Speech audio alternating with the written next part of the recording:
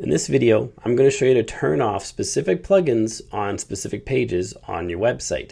Here's an example. This page right here is built in the Gutenberg block editor, but it's loading Elementor files because I have other pages built with Elementor. But when you have Elementor installed, it loads files on every single page on your site no matter what. But I don't want that. It slows the site down. It slows it down by 0.0052 of a second, which is not much, obviously, but it adds up.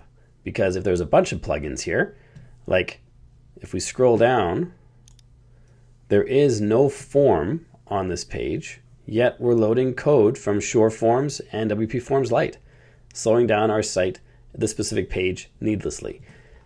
Now I've gone ahead and disabled these plugins on the home page. So if I click home, watch what happens to Elementor and WP Forms Lite and Shore Forms. They disappear. And this page loads faster because of it. This is simple to do. It's a two-step process. First, we install the Query Monitor plugin so we can see these details, which plugins are loaded on which pages, and then we use the WP Plugin Manager plugin to turn them on and off. And both of these are free. The Plugin Manager one has a paid version you can upgrade to if you want. The Query Monitor might have a paid version as well, I'm not sure. But everything I'm going to show you in this video is totally free. Everything you saw just now, where we go to the home page and the plugins disappear from the list, that's all free. So let's head into the dashboard. I'll show you the plugins first. Let's go to the plugin page. We have Query Monitor installed and WP Plugin Manager installed. To find those, just go to Add Plugin, type in Query Monitor, install and activate this guy, then search for WP Plugin Manager. This one's kind of tricky to find. Copy this and then Command F or Control F to open the search bar and then search for it. Even though the title is an exact match, the plugin is way down the list, like way down. So if you do this search without searching for the plugin, you'll probably think, oh, it's not here anymore. It's here. It's just way down here. And this is what we want right here. Activate and install that guy.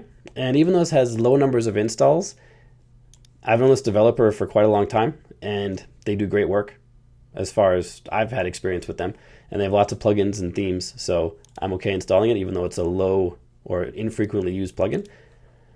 And then once those are both installed, the Query Monitor adds this bar up here on every page on your site. So if we go to the services page, it shows the load time and another time, not sure what that time is, but this is how much data is loaded in megabytes, and this is how many queries have been completed.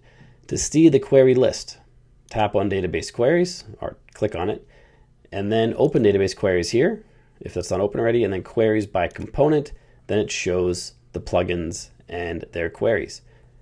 Here again, we have Elementor, even though this page is built with Gutenberg. So we have the Gutenberg Ultimate add-ons right here, so we can't remove that because it's needed for this page. But we can remove Elementor, we could remove the Forms plugin again, even WP Crocoblock. That's a snippet plugin that's not used on this page. Shore Forms is not used on this page. So there's a bunch we can remove. To remove them, we go to the Plugin Manager. This has been added by the second plugin we installed. This one has a pro version, clearly, but you only need the free one. We can see Elementor has been optimized. Shore Forms has been optimized. And WP Forms Lite has been optimized. And all that means is we've decided which pages to turn those on and off on. So if I click on this gear right here, we see an enable and a disable. This just means that these settings are enabled or disabled. The plugin is on no matter what, independent of what you select here. It's that these settings you decide to add here are enabled or disabled. So we can disable this plugin on all devices in the free version. You can pick specifically which device on the pro version. We disable on selected pages, so we have to pick every page to disable it on. On the pro version, you can enable it on selected pages. If you have 1,000 pages on your site, but you wanted to have your form plugin only appear on your contact page because it's the only place you have a form, this would be the option you want to select here. Enable on selected pages. It'd be just so much easier because you have to select every page individually to disable it on. It can be a bit of a pain to go through, but it can speed up your site a little bit.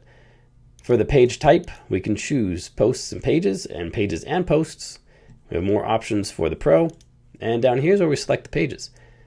So Elementor is currently disabled on the home page. If we click here, we can choose the page that we're on right now, which is the services page, and then click on save. And now it'll be disabled on the home page and the services page. To prove that to you, come out here, we see Elementor right there. If I refresh the page, Elementor is gone. And whatever lag time that introduced in loading those files when they're unnecessary is gone too. A big caveat is if you disable the wrong plugins on the wrong pages, your site could lose functionality. If you're not sure if your page requires that plugin, you might want to not disable it. Or better yet, test it on a staging site or a local site to make sure nothing's broken when you disable plugins. And then if everything works fine, you can port that to your live site and Bob's your uncle. You have plugins enabled, disabled on specific pages. And if you want to upgrade to the Pro version to do things like enable only on selected pages, I'll drop a link to that in the description down below. It is an affiliate link. It's not going to cost you any more to buy through that, but I will get a credit for it if you end up purchasing. So I appreciate that. It helps me keep making these videos for free on YouTube. So that's how we can disable plugins on specific pages. And you can do the same thing for every plugin. And you can improve the page load speed at least a little bit, probably on every single page on your website. If you got value from this video, make sure you like and subscribe to let me know. Then check out this video right here, which shows you how to speed up your website using the Lightspeed plugin. That'll increase your site speed substantially, especially when combined with what you learned in this video. So check out that video, and I'll see you there.